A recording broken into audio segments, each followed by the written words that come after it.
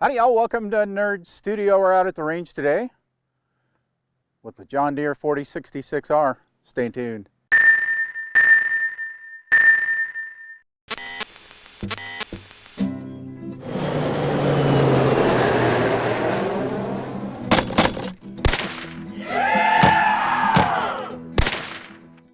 Any self-respecting wannabe redneck needs a tractor. We've had a couple over the years and recently decided we were going to upgrade, and I noticed on the internet there just wasn't a whole lot of videos on the model we chose to upgrade to, so I'm going to make a series. This video is going to be just really an introduction, a little bit about why we chose this particular model, and broadly speaking the features that we chose to have put on it. So let's get started. Our last tractor was a 2 Series John Deere, and we got kind of in a sweet spot financially where it made sense if we were going to upgrade. That was a good time to do it. We started looking through the John Deere series of tractors and looking at the features, trying to figure out what it was we really wanted. There were two things that we were after. We wanted more horsepower. I think the 2 Series we had a 36 horsepower or 32, I can't remember, and which was good, but just a little underpowered for some of the stuff that we wanted, and we wanted a cab. So it gets hot in the summer here, cold in the winter, and having heat and air conditioning, that's a big deal. We looked at the 3 Series. You can get a cab even on a 2 Series tractor, but the fit is really tight. So looking at all of the options, we decided to go with the 4 Series. This one has the 66 horse motor in it, and that gives you 52 horse at the PTO. So that's pretty much plenty of tractor that for us. It's all we're ever going to need. The cab on this guy is spacious. We'll give you a little tour. The heat and the air conditioning work well. It's got a stereo. When you got to go out and spend a day in the tractor and you don't want to just destroy yourself in the summer, this is the way to go. I'm going to do different videos on the features of this tractor, but let's just take a quick walk around, give you a good overview. So you're looking at the backhoe here, of course. When you order the backhoe on one of these tractors, it takes quite a bit to actually install it. So I've got a little video of the installer putting this one on.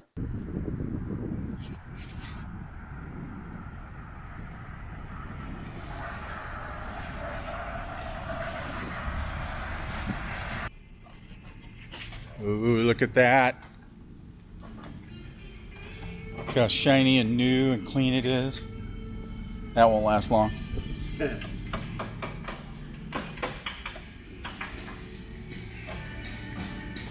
That's what every good wannabe redneck needs right there.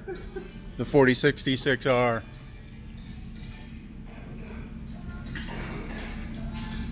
Well, you got to pull this thing all the way apart to get that on there, don't you?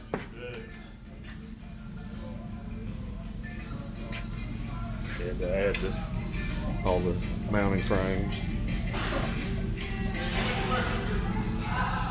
That's the biggest job's putting in that Power Beyond. This, yeah. Yeah, well, the backhoe.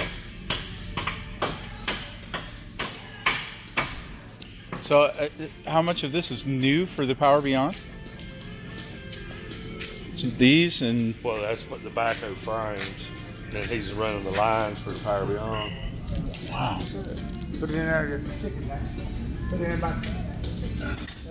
All this right here. No kidding. All that's added? Yeah. Wow. Part of the subframe, cross frame.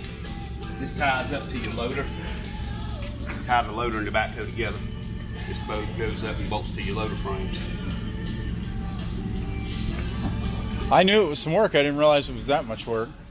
And then you added hydraulics. All these lines are added. Still got this line to put on. All the bracketry and stuff has to be installed to these lines. These lines got to go up and hook up to the load control valve. So, you know, the one question Bobby couldn't answer for me is, where do I put the 50 cal mount? Well, I told where? Well, if you take the backhoe off, we'll have pins made right here. Yeah. And you can remotely run it from the cab. Nice. The back. Nice. What I want is fire buttons right on the bucket control.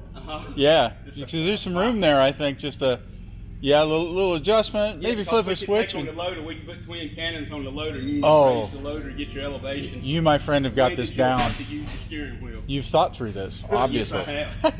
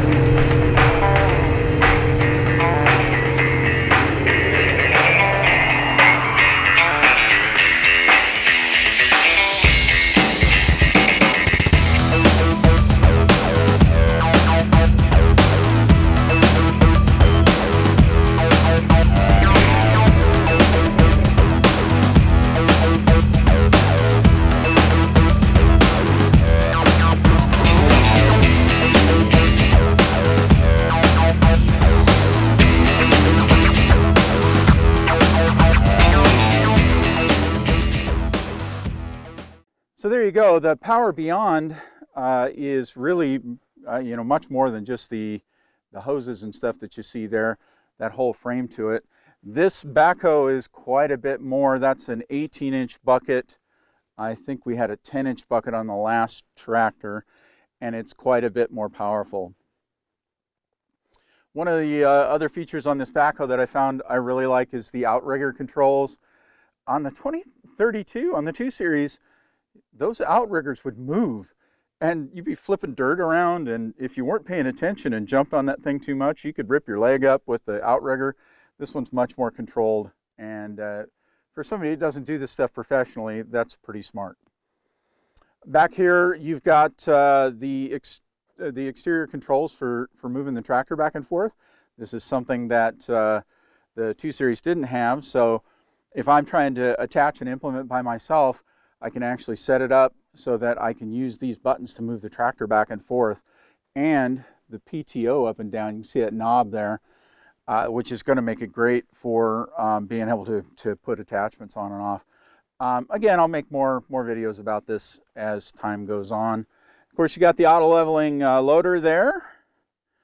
I'm still getting used to that. It makes digging a little different than when the thing doesn't auto level, so I got some learning to do. Let's take a quick look inside the cab.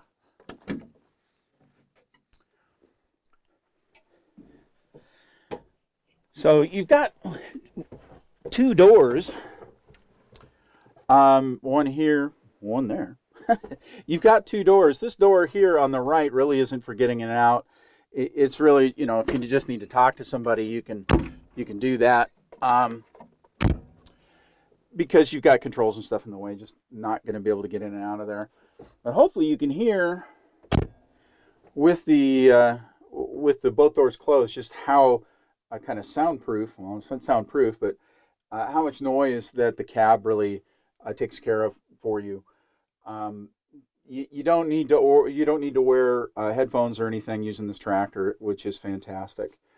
So you've got your heat and air controls up there, and your stereo up there. Windshield wipers back and front, and we've got lights both back and front, which are awesome, particularly if you're working at night, working at dusk. But it's also great if you're trying to look inside a building, or you're trying to move the tractor in and out, and you don't have the best of light. You can flip those lights on. It's awesome. This tractor does have a hydrostatic transmission, so you get your pedals there, which is again a great feature for someone like me who doesn't do this professionally. It's incredibly easy to drive forward, back, put it into gear. There's not a whole lot of thinking to it. So I like concentrating on really what I'm doing with the implement, because that's the real dangerous stuff. So not having to worry about shifting and complicated gears and stuff that's a bonus. Well, there you go, folks. That's my introduction to the 4066R. Over the next month or so, we'll make videos on the different features as we learn about them, and I feel more comfortable that I can give you a good opinion. So something a little different here for the channel. If you're a regular viewer, we do primarily firearms content here, but like I said, every good wannabe redneck needs a tractor. And if you make YouTube videos and you own a tractor, you ought to make videos about your tractor.